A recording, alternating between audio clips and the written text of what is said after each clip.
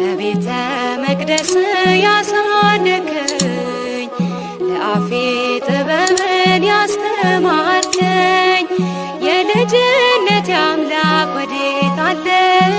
በዚያ ዓለም ሐሳብ እንዲዛል በቤተ መቅደስ ያሳደከኝ ለአፌ ጥበብን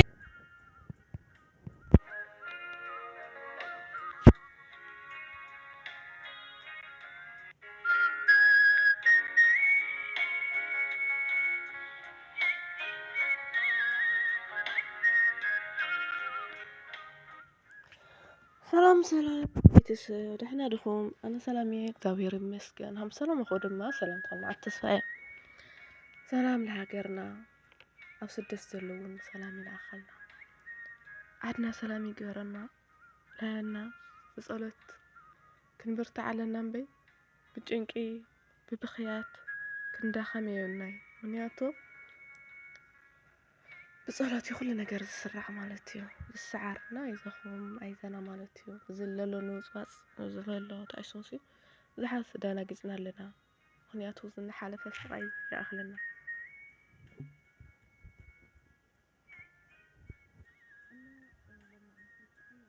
ሕዝን ዛንታ እየመፅየኒኹ ማለት እዩ ብጣዕሚ ማለት እዩ እና ላኡ ከብለኩም ሰነፃኒ ሒት ኣርእስታ ናይ ሓዳር ፈተና እያ ትብል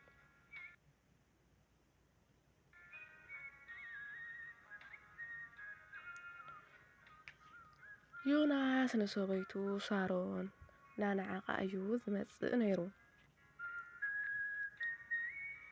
ምክንያቱ ሳሮን ድሕር መርዓኦም ሓደ ዓመት ጸኒሓ ኣካላታ ገምገመ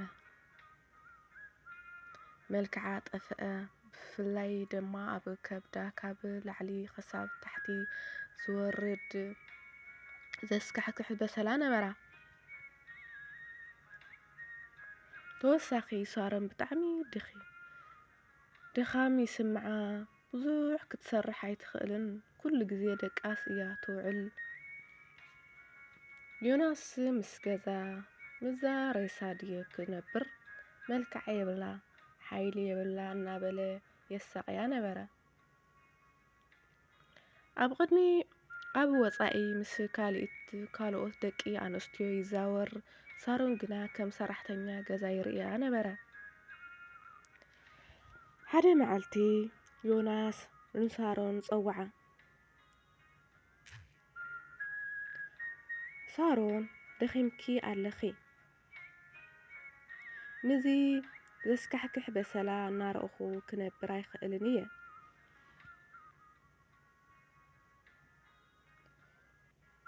ደይ ንስኺ እኮ ፍርቂ ሰብ ኢኺ ስለዚ ፍትሕ ይደሊ ኣለኹ እዛ ሓዳስ ዘፍቅራ ጓል መልክዕ ዘለዋ ጥዕና ዘለዋ እያ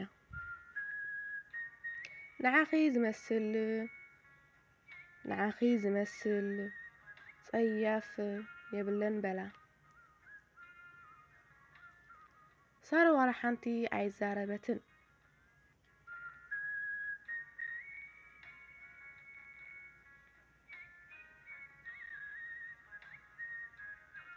ንብዓታ ውሒጣ ነቲ ወረቐት ፍትሕ ፈረመትሉ ሕራ ዮናስ ብጥዕና ንበር እቲ ሓድሽ ህይወትካ ሃለዮ ኢላቶ ክዳና ጠርኒፋ ወፀት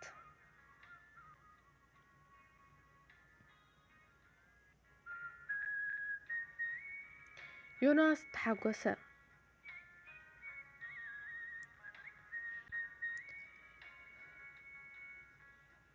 ንታ ዘፍቅራ ጓል ኣእተዋ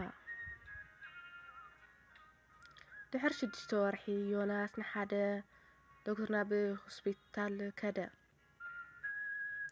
እቲ ዶክተር ፈልዩ እናረአየ ዋው ዮናስ እቲ ቅድሚ 4 ዓመት ዝነበርካዮ ነቐላ ተኸላ ኮላሊት ብጣዕሚ ተሳኺዑልካ ኣሎ እቲ ለጋሲ ዝኾነ ሰብ ንሓንቲ ኮሊቱ ሂቡ ጥራይ ዘይኮነ እቲ መጥባሕቲ ከቢድ ስለ ዝነበረ ማህፀና ክሳብ ዝጉዳእ እዩ መስዋእቲ ከፊሉልካ በሎ።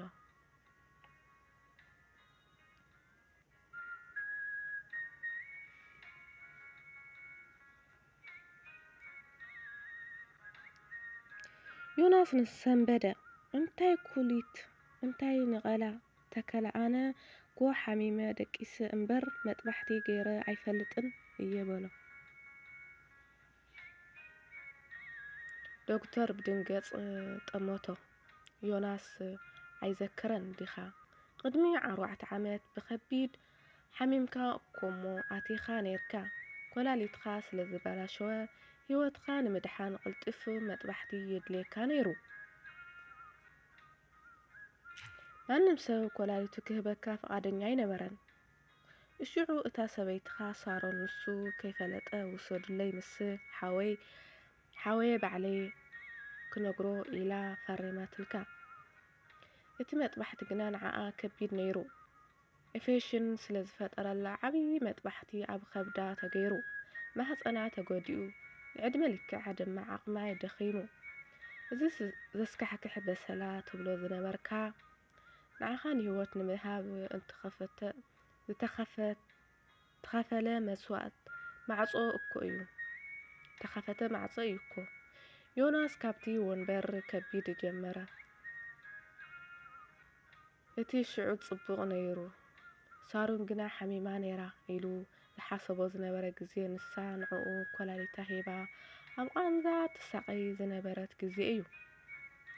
ንሱ ግና መልክዕ የብልክን በሰላ ኣለኪ ኢሉ ሰጊግዋ ጎዩ ንሳሮን ክደልያ ወፀ። ኣብ ሓደ ንእሽቶን ሻሂ ቤት ብድኻም እናተቀጥቀጠትን እናሰክሐትን ብእግራ ትኸይድ ተረኣያ። ጎዩ ኣብ እግራ ወደቀ። ሳሮን ይቕሬታ ኮላሊትኺ ምሃብኪ ኣይነበርክን በሰላኪ ናይ ህይወተይ ወጋ ምዃኑ ኣይፈለጥኩን ኢሉ በኸየ። ሳሮን ግና ቀስ ኢላ ኢዱ ካብ እግራ ኣልዕለቶ። ብዝደኸመ ድምፂ ግና ብዝደንቕ ቁርጽነት ከምዚ በለቶ፣ ዮናስ እቲ ኩሊት ንህይወትካ ስለ ዘገድየካ ሂበካ እየ ተጠቐመሉ። እቲ ልበይ ግና በሰላ ኢልካ ምስ ነዓቕካዮ ሽዑ እዩ ሞይቱ። እቲ ኮላሊት ናትካ እዩ። እዛ ሳሮን ግን ናትካ ኣይኮነትን። ንስኻ ጥዕና ዘለካ ኣካላት ትደሊ፣ ኣነ ግና ልቢ ዝረዳእ ሰብ እየ ዝደሊ። ስለዚ ተመለስ፣ ንስኻ ብጥዕና ትነብር ኣለካ። ኣነ ድማ በቲ ዘይትፈትዎ በሰላይ ምኩሕቲ ኮይነ ክነብር እየ። ሳሮን ድሕር ከይጠመተት ከደት። ዮናስ ከምስቲ ዝሃቦ ኮላሊት ግና ድማ ብዘይ እታ ዝሃበቶ ሰብ በይኑ ተረፈ። ሓደ ግዜ እቲ ሰባት ዝሸቀየና በሰልኦም ንሕና ብህይወት ምእንተን ክንነብር ዝተኸፈለ መሪር ዋጋ እዩ። ክብራት ኣሕዋተይ እዛ ጽሑፍ ካነበባት ኣለኹ ስምዒታዊ ኮይነ ምክንያቱ ሓደ ግዜ ኢሕና ደቂ ሰባት ንሰባት ብዙሕ ነገር ንኻፍለሎም ኢና። ብዓብዪ እኳ ተዘይኮነ ብተወሰነ ኣነ እውን ይገጥመኒ እዩ ከምዚ ዓይነት ሓራ ዜናተይና ታሪክ ተትነግረኩም ተጻሒፍ ተወደ ኢለ እየ ዝሓስብ። ግን ዋላ ሓንቲ ግዜው ዘለዎ ክነግረኩም ክእል እየ። ግን ደሞ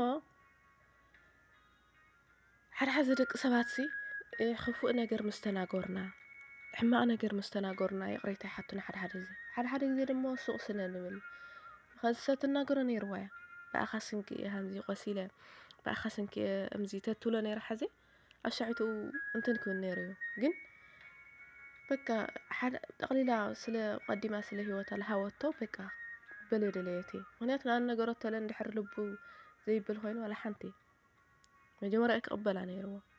እናታይ ክብለኩም ሓደ ደቂ ሰባት ቅድሚ ዝኾነ ነገር ምባልና ሰባት ክንጠቕሞም ተዘይኽእልና ኣይንጉድኦ እዮም።